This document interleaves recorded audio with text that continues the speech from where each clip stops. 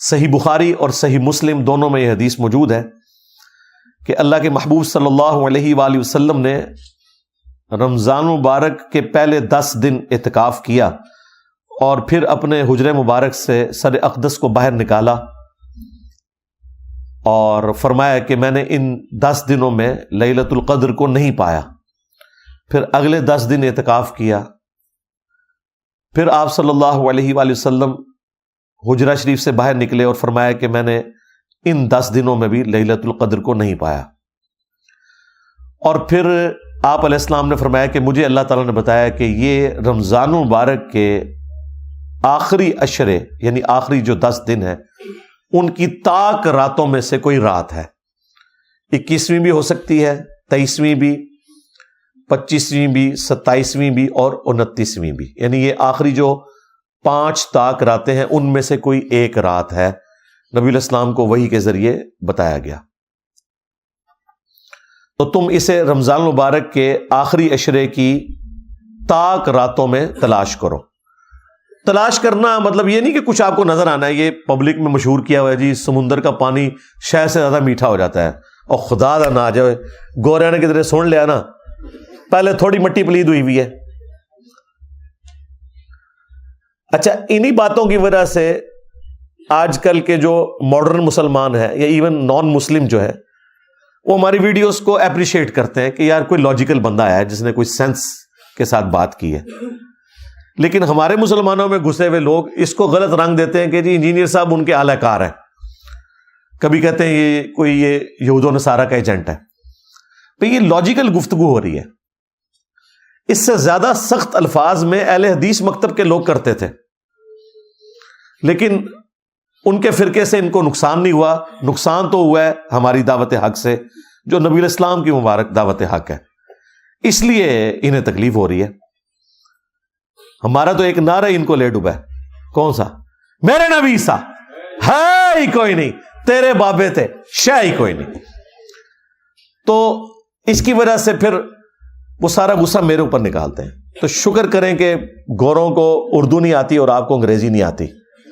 ہاں، انہوں نے سمندر کے کنارے کھڑے ہو جانا ہے اور انہوں نے آپ کو 5 راتوں کا ڈیٹا نہیں دینا، رمضان کی 30 راتوں کا ڈیٹا دینا ہے کہ جی یہ جناب ہم نے یہ سیمپل لے رہے ہیں تو بتائیں اس میں کون سا شہد سے زیادہ میٹھا ہے۔ جی درخت سارے سجدے میں گر پڑتے ہیں، انہوں نے کہنا نہیں لے جی ہم نے CCTV کیمرے لگائے ہوئے ہیں۔ انسان کو تو نیند بھی آ جاتی ہے، اونگ بھی آ جاتی ہے، کتا بھی رات کو سو سکتا ہے، CCTV کیمرہ تو نہیں سوتا۔ تو کہیں گے دسو کیوں ہے؟ تو یہ کہانیاں سنانی بند کریں۔ ایون نبی علیہ السلام کے زمانے میں بھی جب شب قدر آئی ہے نا، صحابہ کو نہیں پتا چلا، آپ کو خواب دکھائی گئی تھی، اور ظاہر ہے نبی کا خواب وحی الہی ہوتا ہے۔ آپ نے فرمایا کہ وہ رات ایسی رات ہوگی کہ جس صبح میں فجر کی نماز پڑھوں گا تو میرے ماتھے پر کیچڑ کا نشان ہوگا۔ صحابہ کرام کہتے ہیں وہ 21ویں رات جب فجر کے وقت نبی علیہ السلام نے نماز پڑھائی تو اس رات کافی بارش ہوئی تھی، مسجد نبوی کا چھت ٹپک رہا تھا، اور چونکہ آپ نیکڈ زمین کے اوپر ہی نماز پڑھا کرتے تھے، تو جب آپ نماز کے بعد ہماری طرف متوجہ ہوئے تو ہم نے کیچڑ کا نشان آپ کے ماتھے پہ دیکھا، تو ہم نے کہا اچھا یہ رات تھی۔ یار اگر صحابہ کا یہ سٹیٹس ہے کہ انہیں صبح پتہ چلتا ہے، تو یہ جو کہانیاں کرواتے ہیں کہ جی وہ رات کو ہمیں پتہ چل جائے گا یہ نشانی ظاہر ہوگی، کوئی نشانی نہیں ظاہر ہوگی بھائی، اور یہ فکس بھی نہیں ہے، یہ بھی ذہن میں رکھیے گا۔ نبی علیہ السلام کے مبارک زمانے میں 21ویں رات آئی، یہ 23ویں بھی ہو سکتی ہے۔ اہل تشیع زیادہ زور دیتے ہیں 23ویں کے اوپر، لیکن وہ بھی مانتے ہیں کہ 21ویں بھی ہو سکتی ہے۔ کچھ صحابہ کرام صحیح مسلم میں آتا ہے وہ 27ویں کو مانتے تھے۔ تو یہ ویری کرتی ہے، یہ اللہ تعالیٰ نے بیسیکلی شب قدر کی ایک سیلیبریشن رکھی ہوئی ہے۔ کسی سال وہ 21ویں کو سیلیبریٹ کرتا ہے اللہ تعالیٰ، کسی سال 23ویں کو، کسی سال 25ویں کو، کسی سال 27ویں کو۔ مقصد یہ ہے کہ وہ 10 دن آپ اللہ کو دیں، وہ طاق راتیں دیں۔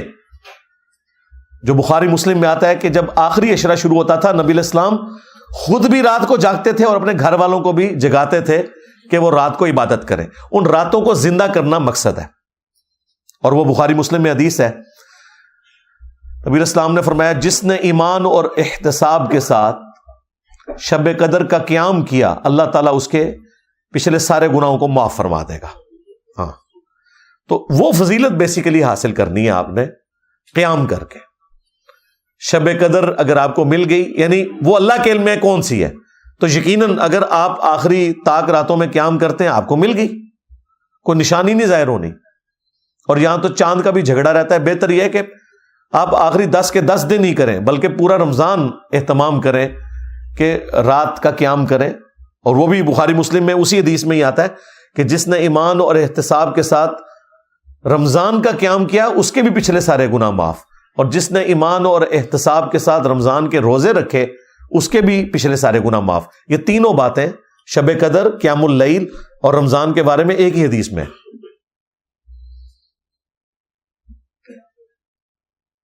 اور پھر یہ جو فضیلت پوری رات کی اللہ تعالیٰ کی طرف سے اس لیلۃ القدر میں, یہ روزانہ بھی کسی نہ کسی درجے میں فضیلت موجود ہے. وہ صحیح بخاری اور صحیح مسلم دونوں میں حدیث ہے کہ اللہ تعالیٰ روزانہ آخری تہائی رات جب رہ جاتی ہے نا, یعنی رات سٹارٹ ہوتی ہے غروب آفتاب سے لے کر فجر کا وقت شروع ہونے تک, یہ اگر 6 گھنٹے بنتے ہیں نا تو اس کو آپ 3 پہ ڈیوائڈ کریں, جو آخری 2 گھنٹے ہیں نا, 1 تہائی رات آخری جو رہ جاتی ہے, اس میں اللہ تعالیٰ آسمان دنیا پر روزانہ نزول فرماتا ہے جیسا کہ اس کی شان کے لائق ہے, اور کہتا ہے کہ ہے کوئی مجھ سے بخشش مانگنے والا میں اسے بخش دوں, ہے کوئی مجھ سے سوال کرنے والا میں اسے عطا کروں. اور اللہ تعالیٰ کی طرف سے یہ مسلسل ندا آتی ہے یہاں تک کہ فجر کا وقت داخل ہو جائے. یہ روزانہ کے لیے. اچھا, اس میں بعض لوگ پوچھتے ہیں کہ جی وہ رات کی ٹائمنگ تو پوری دنیا میں مختلف ہے, اس طریقے سے شب قدر بھی. بھائی آپ اپنے علاقے کو فالو کریں گے, یہ ساری چیزیں سمبولک ہیں, یہ فزیکل چیزیں نہیں ہیں, یہ ذہن میں رکھیے گا. لہذا یہ کہنا کہ جی آخری تہائی رات پاکستان میں تو اس وقت ہوتی ہے تو 2 گھنٹے کا فرق تو سعودیہ کے ساتھ ہے, کیونکہ ہم GMT+5 میں ہیں اور وہ GMT+3 کے اندر ہیں. اور پھر طاق اور جفت کا بھی فرق آ جاتا ہے اگر آپ لیلۃ القدر کی بات کریں. ان چکروں میں آپ نے نہیں پڑھنا, ان کا کوئی لینا دینا نہیں اس کے ساتھ, کیونکہ یہ ساری کی ساری چیزیں اللہ تعالیٰ کے ڈیوائن پلان کا حصہ ہے. اس کا فزیکل ورلڈ سے کوئی تعلق نہیں ہے, سوائے اس کے کہ ہم نے رسپانس کرنا ہے. باقی اللہ تعالیٰ آسمان دنیا پر نزول فرماتا ہے, اس کی کوئی تمثیل بیان کر سکتا ہے؟ مجھے بتائیں. لیس کمثلہ شیء وہو السمیع البصیر. اللہ کی مثل کوئی شے نہیں ہے اور وہ سننے والا دیکھنے والا ہے. اس کی مثال تو کوئی نہیں بیان کر سکتا. اس کے جو اصل معنی ہے وہ اللہ کے علم میں. ہمارے لیے یہ ہے کہ وہ دعاؤں کی قبولیت کا وقت ہے. That's all.